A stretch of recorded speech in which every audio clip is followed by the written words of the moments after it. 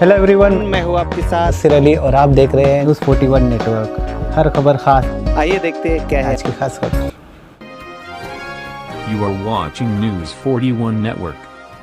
मैं आया था तामा कांडा पे बुनकर हजरात 1 बजे से 4 बजे तक खड़े रहते हैं, उनको पुलिस हटा दी वहाँ से। तो मैं बोला कि यार पावर लूम बुनकर आप चालू रखने के बोलते हैं और बुनकरों को वहाँ हकाला जा रहा है, तो कैसे काम करेंगे। तो वहाँ पर बोले कि यार बुनकर यानी पावर लूम बंद करने का ऐलान नहीं है और इसका जो है कोतवाली रोड पे दुकानें बंद कर दिए हैं, सब बंद कर दिए। हमारा ईद का त्यौहार है, इसी वक्त तो सीजन रहता है, इसी वक्त तो सब छोटे मोटे लोग कारोबार करते हैं और लोग खरीदी करते हैं, इसलिए उनका कुछ रास्ता निकालें। तो बोले मीटिंग लेंगे, आज या कल मीटिंग लेकर कुछ न कुछ अपने तौर से करना पड़ेगा।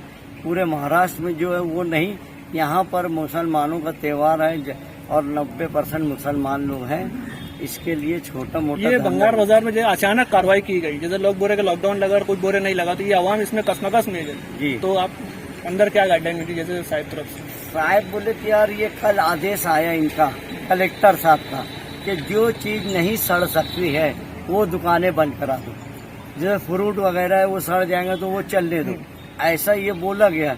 मगर फिर भी अभी बात करेंगे। बहरहाल ये अचानक किए हैं तो इसकी वजह से तशवीश है, क्योंकि हमारा शहर है वो एकदम हसास शहर है और लोग बेरोजगार जो है साल भर से हैं।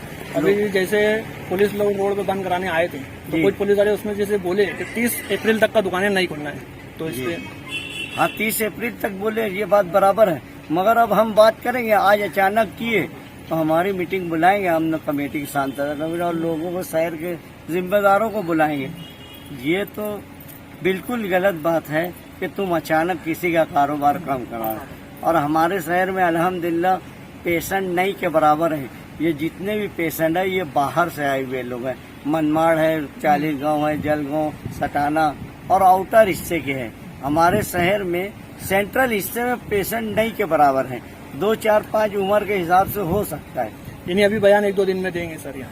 हाँ, उनको मीटिंग लगाने का बोला है। जैसे हमको शहर में लोगों को समझाना पड़ता है कि हम किस तरह से कारोबार करें। कारोबार जब चलेगा, लोग यहाँ पर 80% लोग रोज कुआं खोदते हैं, रोज पानी पीते हैं, यानी रोज कमाते हैं तो रोज खाते हैं। ये बेरोजगारी नहीं होना चाहिए, ये भी सरकार को देखना है और प्रशासन को देखना है, ये बोलूंगा। और